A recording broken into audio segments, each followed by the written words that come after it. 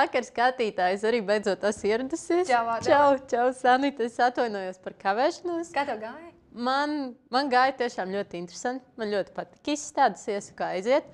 Un es gribēju tev pajautāt, tu esi no Rīgas. Jā. Vai tu biji kaut ko dzirdējis agrāk par ogres trikotāžas kombinātu? Nē, nu tik traki nav, ka Rīgā nedzird pa ogri, bet patiesībā jau ogres trikotāža, manuprāt, ir ļoti slavena arī vairākās paudzēs, ne tikai vecākā paudze, bet arī jaunieši, jo ogres trikotāža skaras, man liekas, ļoti kvalitatīva. Un starp citu, sižetā mēs minējām, ka ogres trikotāža ražo savus apģērbus, piemēram, tādam zīmolam kā Marks & Spencer, bet vai tu zināji, ka viņi ražo drēbes arī priekš tik slavenu zīmolu kā Calvin Klein? Nē, man tas patiesībā bija milzīgs pārsteigums, ka tik labi ir. Es nezināju. Visas pasaules zvaigznes, kam ir Calvin Klein drēbes. Tepat ogrītē. Jā, dabūjušas no šejienes. Bet no vēstures pārējiem pie jaunākajiem aktuālajiem notikumiem. Vai tu zini, kas jauns ir noticis? Jā, protams, zinu. Nav problēma pastāstīt. Es tāpat kā vispārējā Latvija domājams, nezinu, tu arī? Nē. Daļai. Jā, sekoju līdzi hokejam. Un paskatīsimies, ko par to čivinu Twitterī.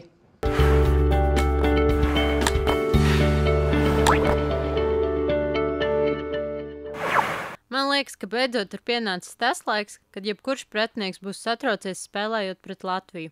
Mūsējie spēlēja ar bērzu pagalītēm pret BMW ķiverēm un Merša slidām. Sapratu, nākamgad uz Eirovīziju jāsūt Daugaviņš un Kulda. Sajūta tāda, it kā būtu ieguvuši pirmo vietu. Vairs nekādu šaubu, mēs esam stiprāki kā jebkad. Somi 10 sekundēs izmanto vairākumu un panāk 2-4. Somi vs Putina komanda. Krievs ar elkoņu galvā izslēdz Somu, Soms ar nestuvēm tiek aizvests, bet sots nekāds. Kas tur notiek? Latvija Somijai dod 3 punktus, tādā veidā reprezentējot vārtu skaitu, ar kuru viņi mūs vinnēja hokejā. Nekas nav satraucošāk kā skatīties hokeja spēli, kurā piedalās Latvija. Īpaši tad, ja Latvija uzvar.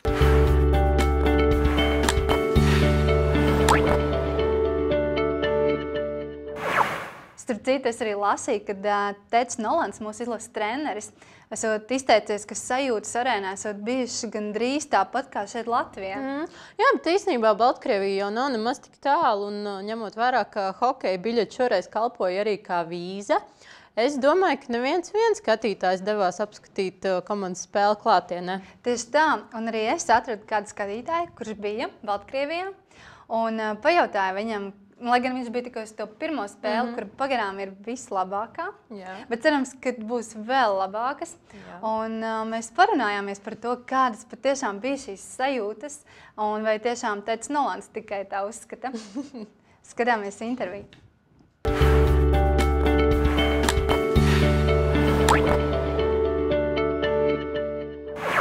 Šis ir karsts laiks Latvijas izlases hokeja faniem, kuri šīs dienas pavada vai nu pie televizora ekrāniem, vai nu arī Minskā. Bet es vienu tādu atradu, kurš ir pat svaigi atgriezies no Minskas, no Baltkrievijas. Juris, čau, Juri! Čau! Pastāsti, kā tev tur gāja? Tu jau zini, ka es aizbraucu uz īsto spēli, uz to spēli, kas tiek uzvarēta. Jā, tā bija vislabākā un karstākā, trāpījusi precīzi. Es ceru, ka tā būs viena no vēsākajām spēlēm šī hokeja čempionātā, ka visas karstākās spēles būs tikai priekšā. Bet pastāsti, kā bija atrasties tur un varbūt sāc ar ceļu? Kā jūs izdomājāt braukt? Tā ideja dzima ļoti sen, kaut kur pirms gada, kad vispār tika saprasts, ka vispār iebalsoja, ka Baltkrievija būs čempionāta organizatora. Tīri tā, sapratām, ka cenas ir lētas un kad ieraudzīja, cik maksā biļetes un principā tas viss... Baltkrievija no tālu. Jā, protams. Tas sagatavošanās posms, lētās cenas bija tas galvenais. Un principā, ka tie, par teikt, 500 kilometri, ja nemaldos no Rīgas līdz Minskai, tie bija tie galvenie. Protams, bija jāpasvīst pie interneta, kamēr es tās biļetes dabūju, jo tāda sajūta bija, ka tur visi pirka uzreiz tajā momentā. Jā. Kā 12. oktobrī sāka pārdot, tā arī tur. Principā man kādu pusstunda pagāja, kamēr es vispār varēju biļetes nopirkt, jo visu laiku manas nopirka. Kamēr es nospiežu rezervāciju un kamēr tiek apmaksāts, tikmēr kāds jau nopērk, tad tā diezgan interesanti. Jā, un kā bija, kur jūs dzīvojāt Baltkrievijā? Ņemot vērā, ka visi hoteļi un lētās iespējas, kas bija pašā Minskā, bija, man liekas, gadu uz priekšu jau izpirkts. Wow. Un arī tās cenas bija diezgan lielas. Ja nemaldos, oktobrī, kad es skatījos, nu reāli tas ir pusgadu atpakaļ, vidēji, nu nevis vidēji, bet lētākā biļete, atvainojos. Lētākā hoteļa? Lētākā hoteļa, nekstā, uz vienu cilvēku bija kaut kur 300 eiro. Tas bija tāds viens no lētākajiem variantiem. Respektīvi, cenas ir uzkrātas uz kādiem festivāliem zināmiem arī Jūrmalā, vai ne? Es nezināšu, kādas tur ir cenas Jūrmalā, attiecīgi, bet es no sava teiksim, tā finansiālā stāvokļa spiest tikai to, ka cenas bija dārgas Minskā. Protams, kāds kaut ko tur ir citus variantus atradis, kas dzīvokli noīrējis, kas varbūt vienkārši telšu pilsētiņā. Kur jūs dzīvojat? Mēs dzīvojām pilsētā, kas atrodas, ja nemaldos, 100 km no Minskas. Tas ir diezgan tālu. Tas ir tā kā no Rīgas, kur pilsēta ir. Saldus. Nu, varbūt tur plus mīnus 20 km. Bet pilsēta saucās... Tu neatceries. Nu labi. Svarīgs bija hokejs. Jā, tie nosaukumi viņiem tik daudz un tik dažādi, principā... Nu, nav svarīgi. Viļeika. Viļeika. Jā, pilsēta 30 000 iedzīvotāju. Ļoti jauki. Ļoti jauki uzņēmi. Kā viņi izturās pret latviešiem? Ļoti labi. Varbūt, kad es braucu, man it kā sastāstīja, ka tur valda tāds tā kā nepatika pret latviešiem, ka mēs šeit esam nevisai labi un draudzīgi. Un, vispār ir tāds negatīvs viedoklis. Tad mans personīgais viedoklis tāds, ka viņi ir ļoti jauki cilvēki. Ļoti jauki. Viņi pret latviešiem izturās ļoti labi. Tas priecē patiesībā. Un tālāk virzamies uz hokeja tēmu. Kā bija atrasties šajā arēnā, kad ir pilns ar faniem? Es saprotu, ka bija ļoti daudz no Latvijas. Jā. Pašā arēnā, ja nemaldos, bija 15 000 cilvēku ietilpība. Jā, man liekas, arēnā Rīga ir 10 000. Jā, laikam rekords bija 11 000. Jā. Tas nozīmē, ka lielāk vēl par arēnu Rīgu. Jā, bet es domāju, ka var teikt, ka tieši tik, cik arēnā Rīga ietilpst cilvēku, tik arī latviešu bija arēnā Minska. Jo iespējas radās, ka arēna pilnībā pilna. Protams, bija redzams, ka bija kaut kādas tukšas vietas, nedaudz pašā augšā, kaut kur pie griestiem, un pēdējos vislētākajos sektoros. Bet Somu komandas līdzekļi bija ļoti lielā mazākumā. Un visi, kas bija vietējie, Baltkrievi, arī ļoti daudz krievu līdzekļi bija. Jā. Krievu karogu krāsās ar karogiem, visi kliedza Latvija. Viņi fanoja līdzi. Bija arī, man blakus sēdēja Baltkrievi, kur arī Latvija. Tas bija galvenais vārds, ko viņi visu spēli kliedza. Latvija. Un cēlās un pie vārtiem gūtajiem emocijas bija. Tas ir tāds prieks īstenībā, ka nekāda politika, nekas tur nevaldīja. Visi atbalstīja latviešus, vai ne? Konkrētajā laikā uz spēli, jā. Protams, kad Baltkrievi spēlēs pret Latviju, viņi jau pa savu komandu fanos, bet bija ļoti patīkami. Vai tu varēji paredzēt, ka Latvija gūs uzvaru? Jā, es vienmēr paredzu uzvaras. Arī tad, kad ir zaudējumi, es tik un tā esmu domājis, ka būs uzvara un ticējis. Jo tas jau ir tas galvenais, kāpēc es aizbraucu. Tas notiek visiem faniem tā ir, vai ne? Tāpēc jau viņi brauc un atbalsta. Jā, tu jau nedomā, mūsējieši un zaudēs, priekš kā man skatīties. Paskatīšos, kā mūsējie zaudēs. Tā jau tā gluži lietas neiet. Mēs braucam, mēs ticam, mēs kliedzam, mēs dziļi sirdī vienmēr ticēsim, ka var uzvarēt tādas valstis kā Zviedrija, Kanāda. Tas arī izdevās. Somi ir vinnēti. Kanādieši, man liekas, pēdējie, kas nav krituši. Ir viens neizšķirts bijis pirms 11 gadiem, 97. Jā. Jā, bet vēl viss ir priekšā, vai ne? Jā, ir iespēja, ka šī čempionātā kritīs arī Kanāda. Kanādieši krita no francūžiem. Tas ir sensācija. Es tik daudz varbūt neorientējos hokejā, bet kā tu paredzi Latvijas izlases nākotni? Ņemot vērā, ka viņiem uzdevums ir palikt A grupā, mērķis ir tikt labāko astotniekā. Es domāju, ka labāko astotniekā viennozīmīgi mūsējie tiks. Un pie laba... Tur, principā, viena spēle būs. Atkarīgs viss būs no vienas spēles tajā izslēgšanas spēlēs. Ja tur varēs uzvarēt latvieši, tas būs cīņa pa medaļām. Viena spēle. To mēs arī Viss ir iespējams. Vai tu vari pastāstīt kādus spilgtākos mirkļus no šīs hokeja spēles laukumā, kas norisinās arī zālē starp faniem? Jā, bija 3 spilgti mirkļi. 1. vārti, 2. vārti un 3. vārti. Un, protams, kulminācija, teiksim, kā katrā stāstā ir kulminācija, tad kulminācija bija pēdējās 10 sekundes, kad, principā minūti jau visi bija piecēlušies kājās un skaitīja pēdējās sekundes, un tad tas moments, kad atskanēja sirēne, kad 3. perioda Beigās mēs sapratām, ka tas ir viss, ka tā ir uzvara. Tas bija vispilgtākais mirklis, jo kājās bija piecēlušies gan baltkrievi, gan krievi, gan latvieši. Visi bļāva, visi bija priecīgi, visi bija apmierināti. Tur valdīja... To nevar aprakstīt, tas ir jāizbauda. Vai ne? Jo, man liekas, arī pašiem sportistiem tas dod ļoti daudz, kad ir šāds te valsts atbalsts, vai ne? Tik daudz fanu un arī no citām valstīm, tā kā tev atbalsta. Hokejisti vienmēr ir teikuši, ka laba auditorija, kārtīgi fani, ja viņi daudz, viņi kā sastais spēlētājs. Spēlēja ar Somiju, viennozīmīgi tas bija.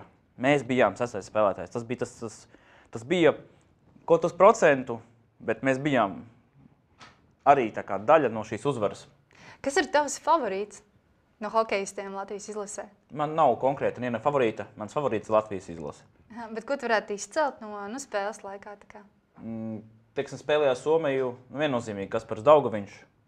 Un vārdsargs Edgars Masaļskis. Ok, tik tālu par hokeja spēli, un daudz arī jau noteikti viņai sekoja līdzi un zina arī iznākumu, bet vai tu vari raksturot, kāda atmosfēra valdīja pašā pilsētā? Visas ielas, jo tuvāk halē, bija pilnākas ar cilvēkiem. Viennozīmīgi tas ir vairāk attiecīgi, ja spēlē Latvijas izlase, tuvojas Latvijas izlases spēle, tad sāk parādīties vairāk un vairāk latvieši.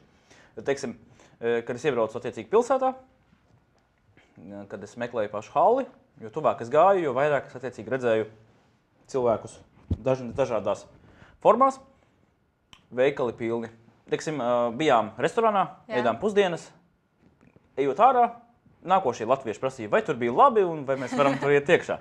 Arī tas pats citā situācija, kad pieņemsim stāvam pieturā autobusa un piebrauc autobusu un izkāp kādi 50 latvieši skaļi kliegdami, uzvaras saukļus un dažādākos izteicienus. Pilns, visur varēja, uz katru stūru varēja kādam latviski kaut ko pajautāt. Veikali Rībēja, Latvija, lielie veikali. Tur bija tāds ļoti liels veikals netālu no arēnas, kur principā gan pirmajā stāvā, gan otrajā stāvā, gan visos ēšanas zālēs, visur tika kladzināts Latvija. Un tad, kad nāca iekšā lielais pūlis, pa pirmo stāvu mēs attiecīgi bijām augšā tur kafejnīcā, pilnīgi varēja just, ka rība, ka visi tur bļauj Latvijā. Tas ir neaprakstām. Tā kā vēl ir priekšā vēl 5 vismaz Latvijas spēles, noteikti ir vēl cilvēki, kas grasās doties uz Minsku, apmeklēt viņus, vai tu vari viņiem ieteikt, kādu labāk izvēlēties ceļu, kur labāk dzīvot, ēst un tādus praktiskus ieteikumus? Domājams, ka vislabākais variants, kā braukt uz Minsku, ir caur Viļņu, no Viļņas pataisno uz Minsku. Uz robežas vajadzētu rēķināties minimums stunda. Tas ir minimums, bet atkarīgs no... Lielas pārbaudes ir, jā? Pārbaudes nav tik lielas, cik ir rinda, un tas ir laikietilpīgs process. Teiksim, iebraucot mēs uz robežas pavadījām kādu pusotru stundu un izbraucot kaut kādu stundu. Jo vispirms pārbauda vieni, attiecīgi lietuvieši, ja konkrēti caur Lietuvu braukt, un pēc tam Baltkrievi. Baltkrieviem tā pārbauda ir nedaudz ilgāka, viņiem tā dokumentācija un viss, un viņiem svarīgi, ko tu vedi, kāpēc tu vedi, kur tu brauc, kas, ko tu darīsi. Visi dokumenti arī attiecīgi jābūt obligāti līdzi biļetei, jābūt obligāti līdzi ir automašīnai, zaļajai kartei, attiecīgi tā ir apdrošināšana. Pase. Bez pases nekur. Par dzīvošanu? Galvenais, tu nedrīkst ievest pienu, gaļu. Pārtiks produkts. Tur bija konkrēti produkti. Piens, gaļa, viņiem karantīna ir. Jo iebraucot atpakaļ Baltkrievijā bija jāiet caur speciālu karantīnas zonu. Kaut kāda epidēmija, kaut kas tur tam līdzīgs. Par dzīvošanu te jautāju, ja? Vinskā var atļauties, laikam, dzīvot tikai paši bagātākie, ja vienīgi... Es domāju, uz hokeja laika droši vien, vai ne? Jā, tur ir ļoti lielas cenas, tur bija pat 1000. Fanu pilsētiņā man nav ne jausmas. Tur noteikti ir kaut kādas vietas, jo tur diezgan daudz vietas faniem atvēlēja, un iespējams, ka tur var, bet man pilnīgi nav nekāds jausmas. Reāls variants ir dzīvokli noīrēt. Ar cik naudām jārēķinās? Piemēram, dzīvot pāris dienas Baltkrievijā? Izdzīvošanai tur daudz naudas nevajag. Es domāju, tas ir pārtika un pārējās lietas. Pārtika lētāka nekā? Jā, pa 70–100 tūkstošiem var paēst pusdienas. Ko tas nozīmē mūsu naudā? Jā, tas mūsu naudā ir aptuveni 3–5 eiro. Nu, tā kārtīgi, tādiem kārtīgiem ēdājiem varbūt vajadzētu kaut kādu 10 eiro uz pusdienām. Jā. Bet tad tiešām kārtīgi paēdīs. Starp citu, kā ir ar naudas lielo atšķirību? Tas nav tāds beigais kultūras šoks, ka tev milzīgi čupa jātur rokā. Ir. Protams, veikalā, kad stāvi iepērcies, tad tā skaitīšana un pārējais viss ir diezgan briesmīgi. Iedod vienu valūtu pārdevēju, viņa dod atpakaļ un saka, ka tā nav īstāka, vajag lielāku, tur vienu nulli vajag vairāk. Un visu laiku ir tā, ka tu mēģini rēķināt un tam līdzīgi. Nejūties kā miljonārs? Jūtos, jā. Es aizbraucu ar 2,5 miljoniem. Jā, bet visus nācās arī iztērēt, jo tilnieks bija kaut ko 100, 180, 200 eiro. Aha. Principā to vajadzētu pietikt, ja vēl izmanto, teiksim, ar vietējo degvielu pārvietoties un arī vietējos restorānos ēst un kaut kādu suvenīru atvest. Degviela arī lētāk, jā? Jā, uz pusi. $1 litrā. Nu jā, tas ir diezgan iespaidīgi. Ko mums laiks arī ir pagājis, bet ko tu novēli visiem faniem, kas šobrīd atbalsta Latvijas izlases hokejistus? Un ko tu pateikt arī varbūt pašiem hokejistiem? Hokejistiem viennozīmīgi uz priekšu jūs varat. Fani, uz priekšu jūs varat hokejistiem palīdzēt. Jo, kā tu teici, tas ir sastais spēks. Mēs esam sastais spēlētājs. Sastais spēks, gluži nē, bet mēs visi kopā esam spēks, kas veido attiecīgi sasto spēlētāju. Ir sevišķi tiem, kas atrodas arēnā, ka liedziet, cik varat. Nu, ko tad ar to mēs arī atvadamies? Un, kā jau Juris teica, uzvaram Kanādu. Jā, es ceru, ka viņi mums būs pretiniekos un arī kanādieši kritīs. Protams, visiem pārējiem arī jākrīt. Uz katru spēli ticēsim, ka Par uzvaru. var uzvarēt. Jā. Par uzvaru. Atā. Atā.